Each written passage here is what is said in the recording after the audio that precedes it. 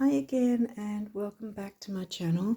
I'm going to be doing what I started doing last month, and that is rising signs, and we're going to be looking into the astrological overview for November. I know you've probably all already heard of the two main themes being that Mars by November will definitely be fully in retrograde and will be until I think February next year. I tend to include the pre and post shadows with retrogrades as well, not just because a lot of astrologers will just tell you when it's just in the retrograde itself, but I tend to work with the pre-shadow and post-shadow phases as well, because the last couple of months, I think we could all really think back about feeling like things were slowing down when we wanted to maybe forge ahead with something that there might have been frustrations and so forth. And also I think that Mars came out with a few readings last month as well for the different rising signs. So anyway, and the other headline being that we will probably, we'd still be in the eclipse season. So the first eclipse we had was really a partial eclipse, and then there's a full moon eclipse. I can't remember the date, what it is, but it's at the start of November anyway, pretty much.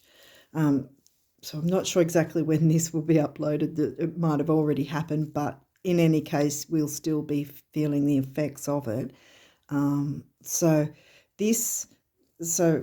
Anyway, we'll get on with things. And this particular one, obviously, we're kicking off with Aries rising first. So we're going to look into to see what things in our chart that we might need to pay a little more attention to, maybe, or work in with. We'll see what comes through. But yeah,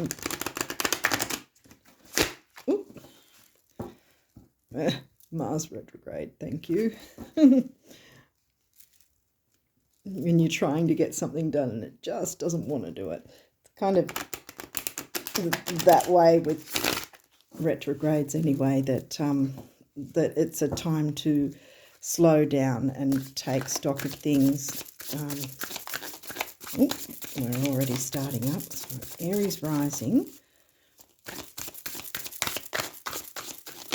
Here we go. What have we got to start with? Aries rising.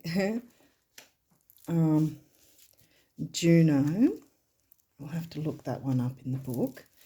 I've got a couple more messages. What else does the Aries rising people need to know?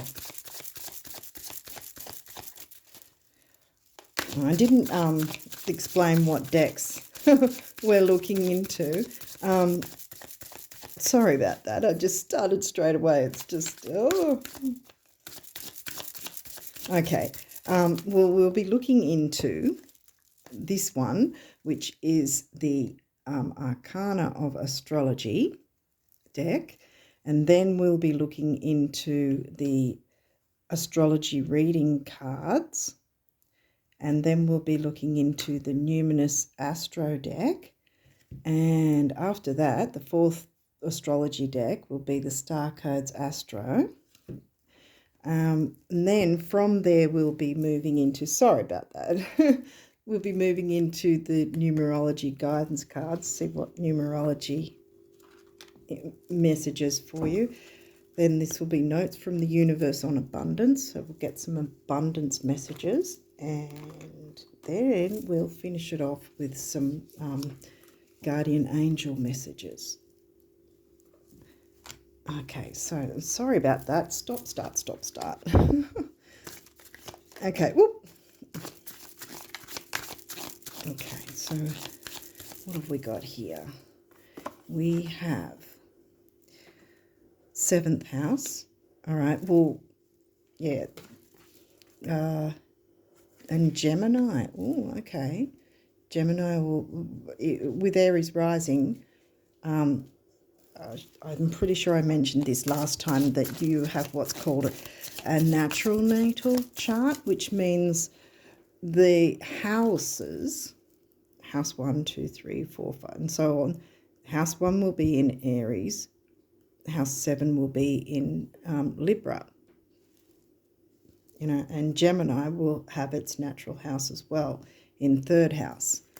We'll have to look up, as I said, oh, that one almost wanted to come through. Have we got any more messages from this one for the Aries rising people? Oop. These don't have reversals. Saturn. Yeah, Saturn's sort of wanting to put the brakes on. I think Saturn recently turned direct. There was a few planets that were all Venus. Okay, well, Venus is Venus is the ruler for Libra and Taurus. Whoops, I'll just hop that out of the way. Sorry, I'm all over the place. Okay, just go there. Yeah, Venus is the ruler of Taurus and Libra. So I think for now we'll pop them to the side. And I'll have a look at Juno. That's an asteroid. Chiron, Aries. We'll get a bit more information. I'm not well versed with the asteroids. In astrology, in a reading. Okay. Sorry if I'm not holding it that close to the camera. I can't read through the camera. It's just not clear. Okay. When Juno appears in a reading, it is time to take a look at your relationship. Ooh, relationship. The house of relationships, 7th house Libra. All about relationships. Okay. Your relationship, and evaluate what is working and what is not. Make sure your focus is not only on the history of the relationship, but also the possible future of it. Juno never makes a flippant or sudden decision. See, because you don't want to be making sudden decisions with Mars being retrograde, because that's when Mars is direct. It's the wherever Mars is in your chart is where the fire, where the fire aspect, the get up and go, the most prominent area, I guess. In a way, Mars is, like I said, like Aries is ruled by Mars, so it's the pushing forward. But when it's retrograde, it can be frustrating, like I was saying just before, that you can't seem to get ahead with things. So where I'm going with this is that you don't want to be making decisions because of frustrations that you may not feel if Mars wasn't retrograde, if that makes sense. So we'll keep reading here. Juno never makes a flippant or sudden decision, because also, sorry, I've stopped again, but also with the eclipses, that can be things happening suddenly as well. So, yeah, there's a lot of that sort of thing going on in the air at the moment. She looks at every possible angle of a situation. It's the perfect time to make a list of the pros and cons or indiscretions. Ooh. Is your partner meeting your needs? Are you meeting their needs? If your partner strives for stability and you want excitement, how are you going to balance those desires or these desires? Yeah, balance. Again, Librans known for balance. This might be where Saturn's coming in too,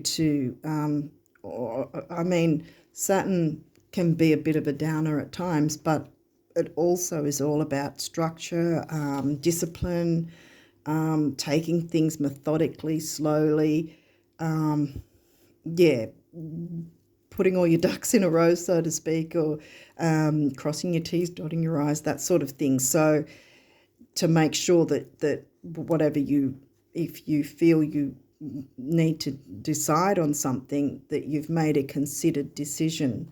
Yeah. If you are not partnered up, this is a great time to do some self-reflection on what you bring to the table, the boundaries you want to set, or if even you want to be in a romantic relationship at all. Wow. Because that's the sort of thing that you'd be looking at if Venus was retrograde, because that's the same thing. When a planet is retrograde, like Mercury is retrograde, you're looking at all things to do with communication, which often includes electronics and things going nuts, really,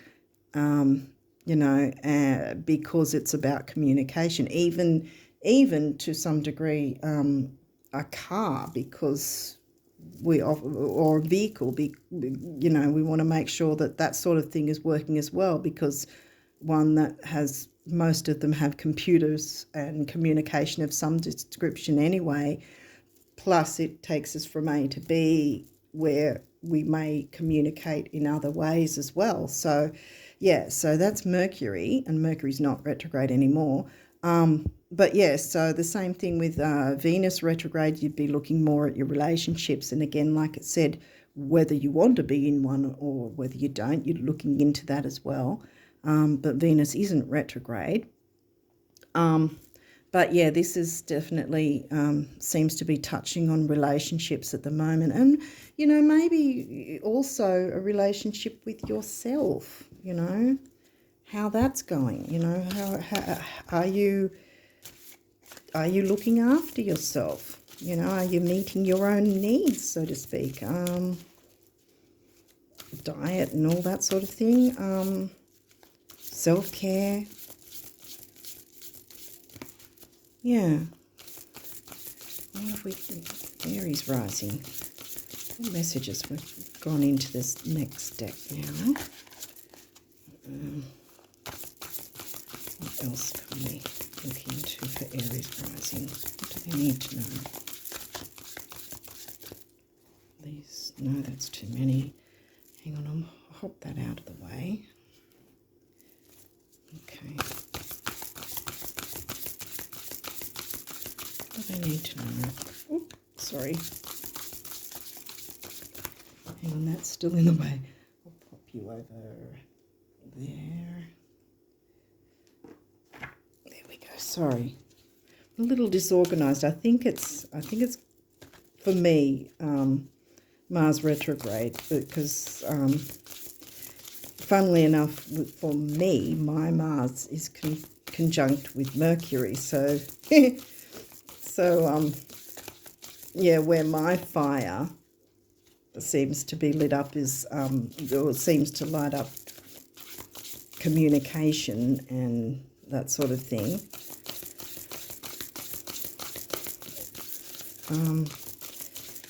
Okay. What do the Aries rising people need to know? What do they need to know?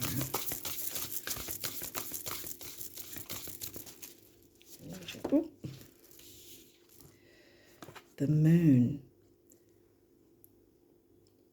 Your unconscious, sensitive inner emotions and responses.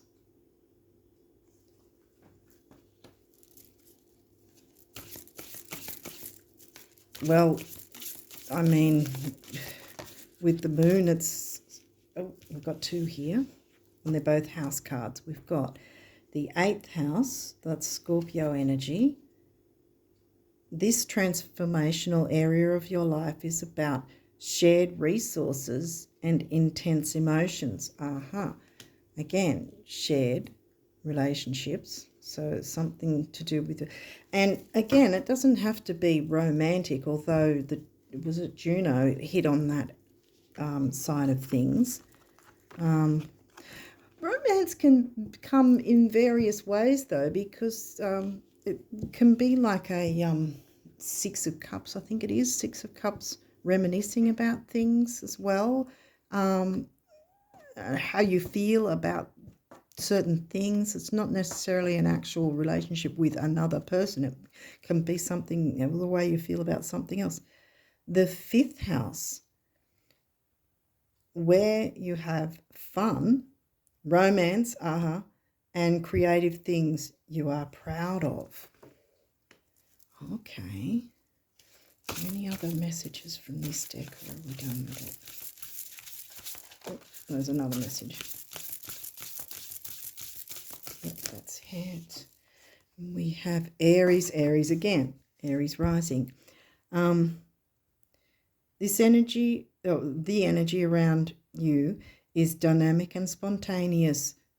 What's that say? Crusading impulsive action is likely.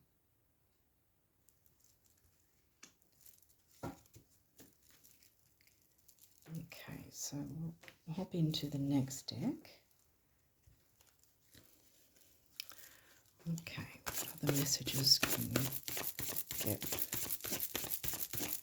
for the Aries rising people? So it looks like, because Aries is in your first house, the 8th house will be Scorpio.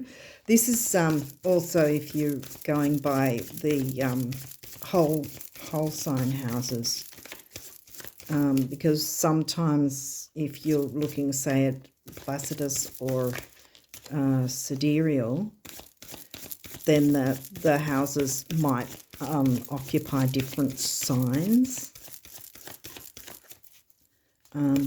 But so at this point, if we're just looking at whole signs, then the 8th house will be Scorpio energy, 5th house Leo energy, and of course Aries being in your first house, that's your, what you how you present yourself to the world and face you wear, the mask you wear, and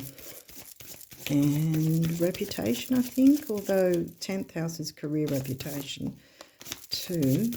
10th house is ruled by Saturn, but 10th house has not come through yet. Or has it? No, we've got 6th house, duty and service, and health. Health as well.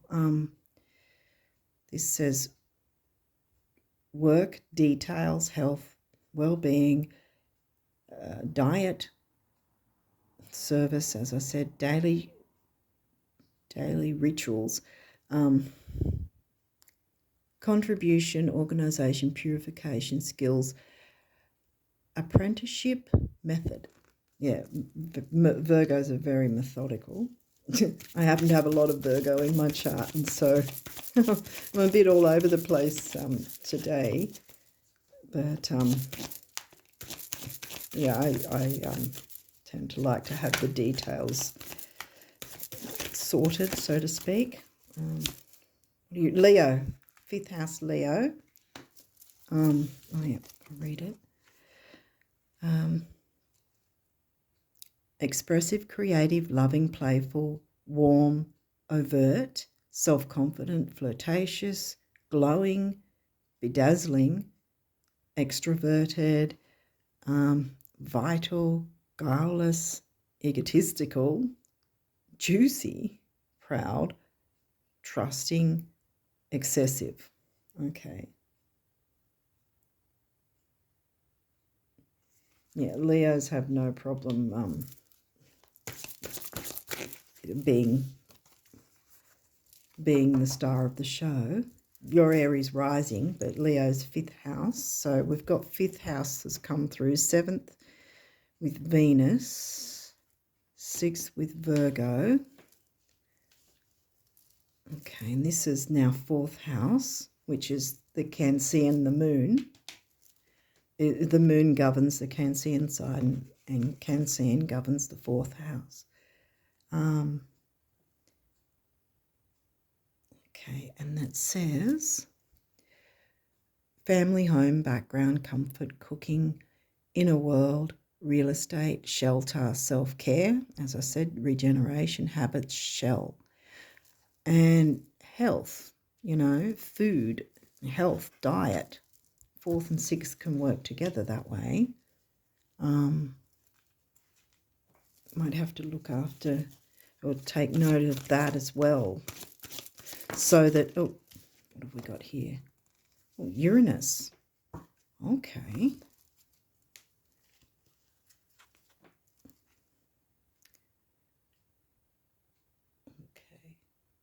Don't know if you can see it well. Okay, this is breakthroughs, brainstorming, originality, insight, awakening, technology, innovation, humanitarian, because Uranus governs the 11th house, which is usually Aquarius. Well, it will be Aquarius for you, actually. It's Aquarius energy, but it will be in, if we're going by whole signs, it'll be in Aquarius for you. Humanitarianism, reform, surprise, freedom, experimentation, the unexpected,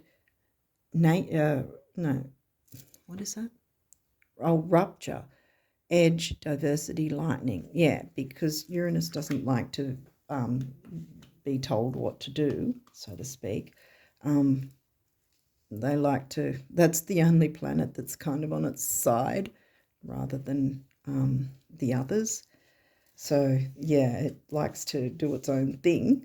So this is, again, where you might find things are a little on the difficult side to get ahead, because you want to have your freedom, and the fire of Aries and Leo is there. But you've got Saturn there sort of reminding you that you're going to need to take things slowly where you can, even though Aries usually want to rush forward. Oh, now we've got 8th house in reverse. I'll read that from the book, where it says in reverse. Let's see what that says, because again, 8th house is about shared income, like shared resources, bank accounts with others. What else is it? It can be about the occult, taboo things, sex. What else is it? Credit cards and debts. That's where you don't want to have, which way was this? Well, I think it was that way. Pallas Athena. We'll soon find, Chiron is retrograde. Okay. Okay, so let's just have a bit of a look. 8th house, if it's in a challenge position, oh wow, I like when that happens. We've got the challenge. Okay, for 8th house, mystery. It can be tempting to manipulate by withholding love, power, or money, and hard to step away when someone else is jerking those chains. Ooh. Again, we've got the idea of relationships coming into things. Okay. I'm going with it being upright. So 30, Pallas Athena.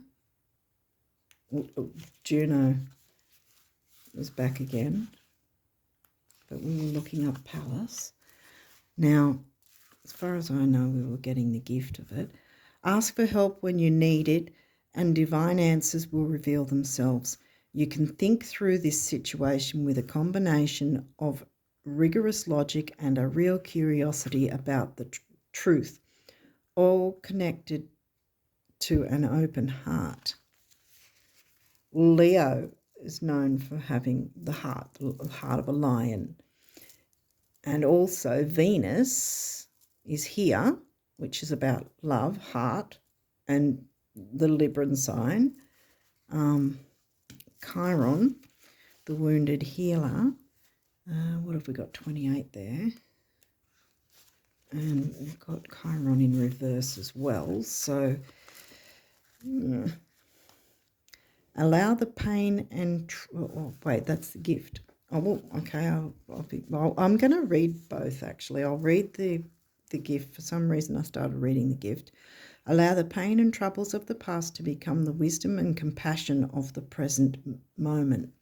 And the challenge says, the situation can set off touchy memories or poke you where it still hurts.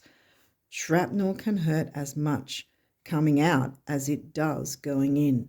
Take this opportunity to heal so those old places can transform.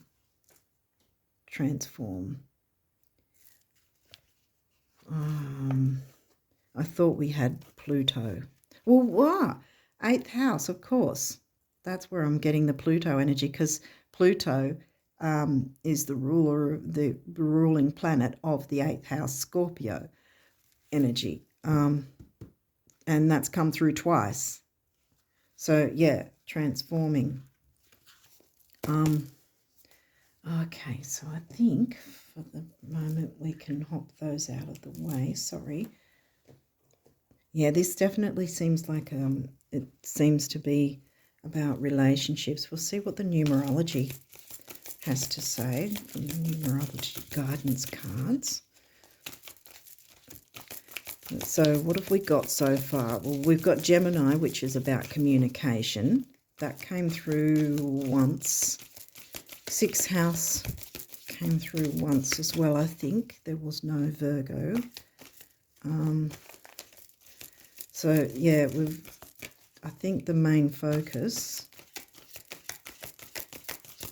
because we've doubled up on the 8th house, 7th with Venus, the moon with 4th house, and 5th house Leo, with a few of the asteroids. And, of course, your 1st house, what you're presenting yourself to the world as, so to speak, our rising sign in general. Okay, so my Aries rises, what numerology messages would help them? What do they need to know? Oh, goodness, okay. You've got a few messages here. All right, what have we got here? We have environment, 44. That's a master number. Master number, the master builder, isn't it? That comes to an 8. And then we've got 91, surrender. And then we've got 4, perseverance. We've got the 4 coming through again. That's the builder, that's the master builder. I'm pretty sure that's right with the numerology. So, yeah, yeah, I think surrender the, surrender the fieriness, if that makes sense, because you can still get ahead with a retrograde, but the retrogrades are here to help us look into things more, to look inside ourselves, I guess, more, really. And like I think it said in Juno as well, what do we bring to the table in any relationship? Doesn't have to be romantic, but it seems to be the romance has come out a few times here with the Venus and the Leo 5th house as well. And yeah, we had Chiron turn up. So I think surrendering to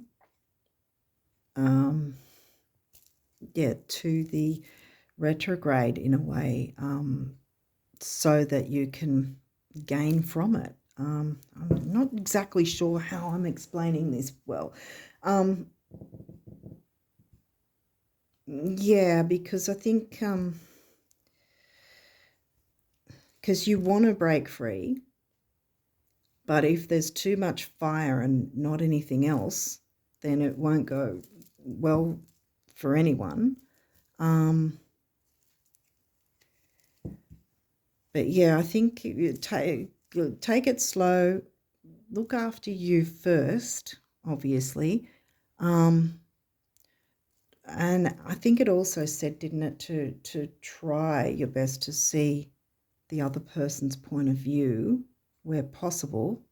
And just if you do feel like you want things to move forward, like I was saying earlier, if you want things to move forward and it's so frustrating when it just seems like everything's just not working out or going way too slow, because I mean fire signs want to get in there and get it done, and there it is. Have it happen now, like but the Mars retrograde is saying pull back a bit and take your time to move through it in a way that will be, how do I put it? It'll be easier in a sense if you go slower with it, because a lot of the time forging ahead, especially with Aries rising, you want to jump in, and often it's not always, how do I put it?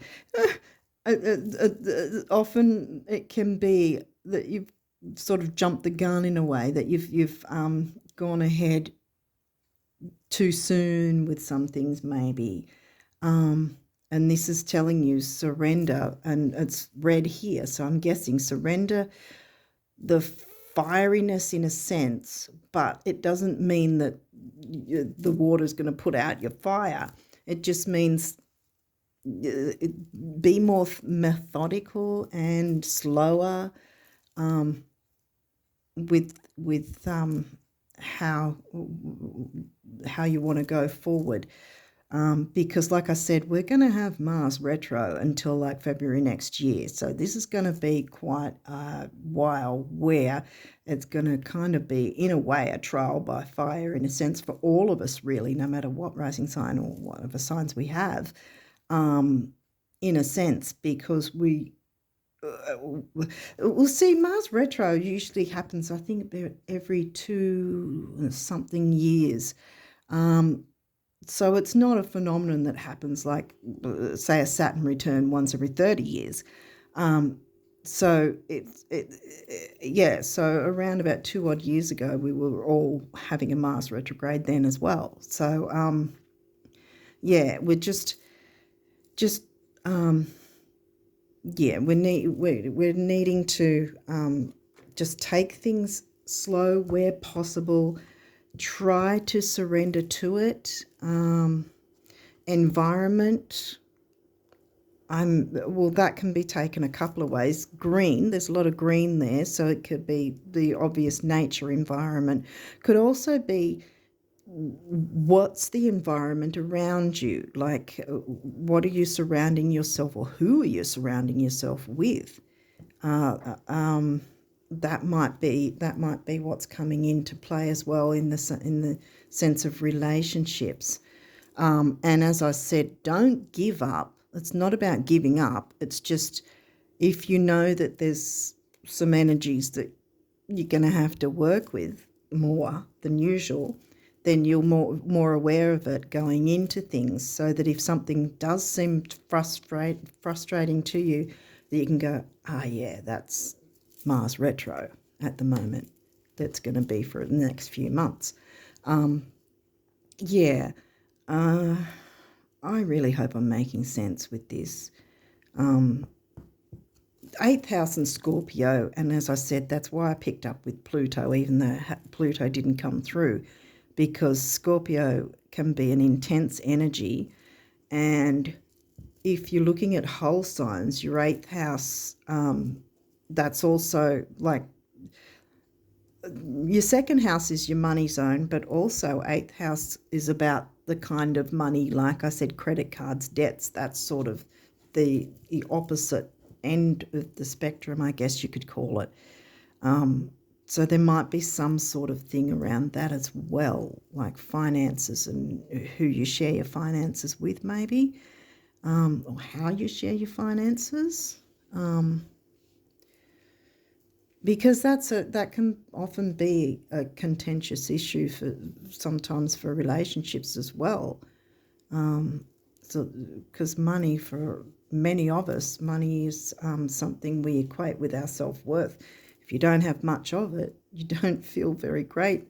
And well, not everyone. I mean, some people can be poor as a church mouse and still happy.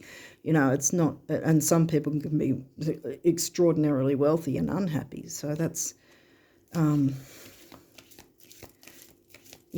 there are some people who the self-worth thing comes into play if they feel they haven't got enough money. And with Uranus as well, this is the thing as well, with your 8th house, being autonomous is probably going to make,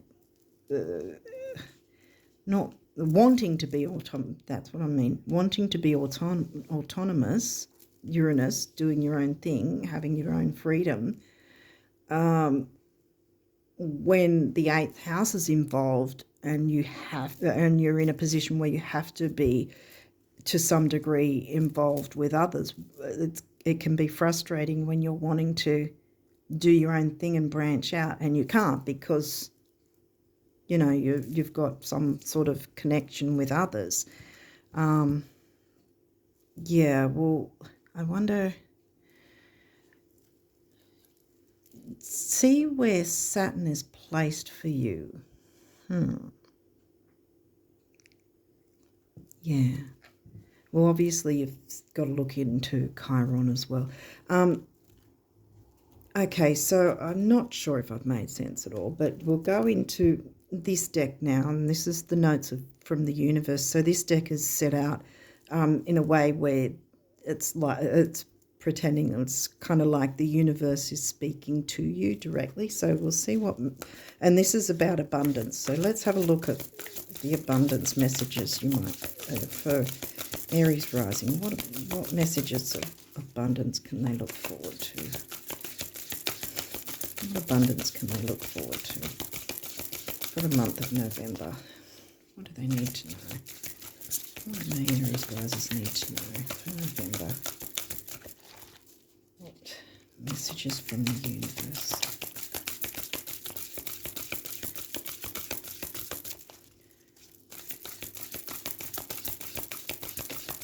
We've already worked out that we need the perseverance, but the patience, I guess, when you like surrendering as well, that's generally a word that you use around the full moon. That could be something as well, because that's an eclipse, full moon eclipse. Surrendering anything that hasn't worked out or that isn't working out, surrender it to the universe. Okay, so we've got this one. Hopefully you can see that clear enough. Okay, and it says, an abundant life is an abundant life, not abundance all by itself. In case anyone asks, you know. See yourself in the throes of living and see me at your side, the universe. Okay, so some other messages of abundance. Yeah, a lot of the time we think that abundance is how much money, or just simply that we think abundance is just about money. I know I've been that way from time to time. I've thought, abundance, straight away I think about the money side of things, but you can be spiritually abundant. You can be abundant in your family, friendships, career, I guess, like without the, not just with the way of money, but abundant with resources, abundant, You get the drift anyway. You guys have probably got some ideas yourself as well. Put them in the comments if you want to add to it. Okay. What messages of abundance? What other messages does the universe want the Aries risers to know? What do they need to know? Can you get some more messages? Whoops.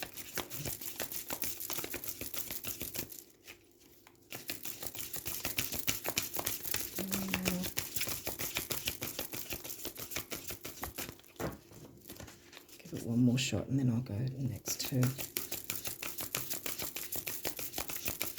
the other deck.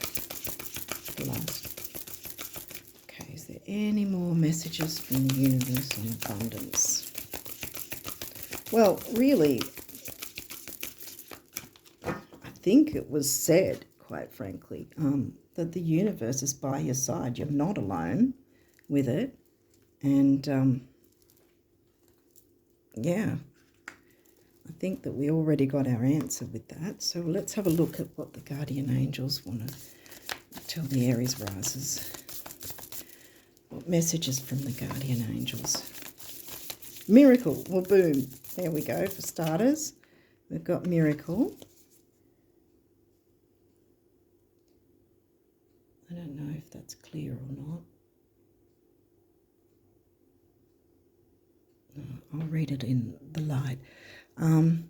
Even if all hope seems lost, 8th house and Chiron, you get the drift anyway. Even if all hope seems lost, let not hope slip away. For I, your guardian angel, am constantly by your side. Surrender all your concerns to me and trust in the healing power of love. Please believe that you are never alone. Together we shall work through each issue or situation which is of concern, probably the 8th house for starters, maybe Juno as well. Together we shall work through each issue or situation which is of concern to you. All heals with the passing of time. Magic and miracles are about to manifest. Wow. Well, that's a good way to start, but I think I'd like another couple more images, another couple more messages. So, yeah, this one looks like we're about relationships. I can't remember what last month was about for you guys. This one's definitely talking about relationships.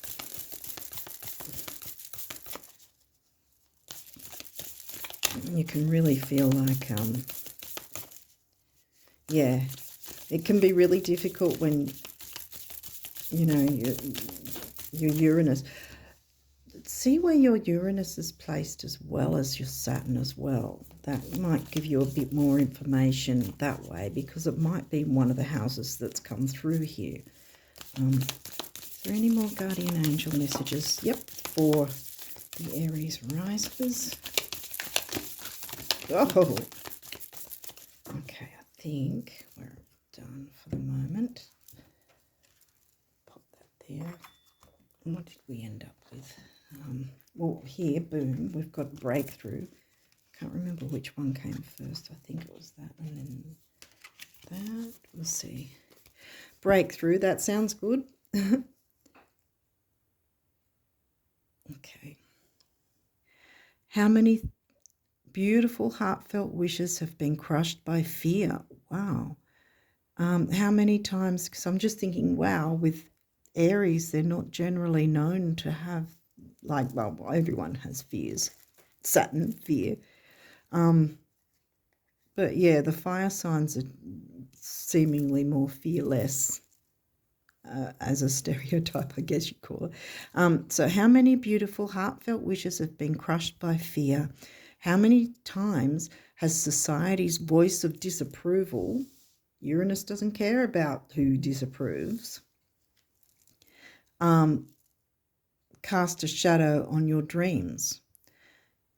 it is time to break free of these false beliefs, break free with Uranus and Chiron, healing, and realize your dreams. Allow your heart to guide you. Trust your inner guidance. The time is right. The next one is courage. Well, Leos are known for courage, definitely. I know you're Aries rising, but yeah, the Leos generally do have courage, and that came through twice. So yeah, dare to be different, to make mistakes, create, for it is in creation that you exist in this world of dreams that seem from the eternal, that stem from the eternal heart. You are one with all creation. All is possible. Go forth and be true to yourself, for it is only through being true to you that you can be true to others. I was saying, look after yourself first and foremost. Look after your health, and health, it can be seen in many different ways. Oh, judgment. Let go of your fear of being judged. Again, Uranus doesn't care who judges and who doesn't. Uranus will just do its own thing. That's why it's the only planet that's on its side. It doesn't care. It'll take on Saturn, no problem. Let go of your fear of being judged. You are good enough. Good enough. It is time to release all that you have kept safely locked away in your heart. Venus, Libra, and the moon as well. That's emotional. There was fourth house. Yeah, there we locked away in your heart. Your true essence and potential have been restricted by structure. And method for long enough. There is no right or wrong way. Just be you. Again, Uranus. So there's the need to break free. And we finish with this final card, Jewel. Hopefully it's clear. Okay, I'll read it over here though. Every event in life presents us with a new opportunity to experience ever greater love. Okay, we've got the love romance thing coming back again. There is a jewel to be found within every teardrop. Trust we, your angels, are guiding the current events. This is a time in which you and those close to you will emerge strengthened by ever greater bonds of love. Oh, wow. See, yeah. So, because that's the thing, surrendering always initially sounds like you're having to give up, but that's not it at all. It's just try to surrender the fiery hot-headedness sort of thing.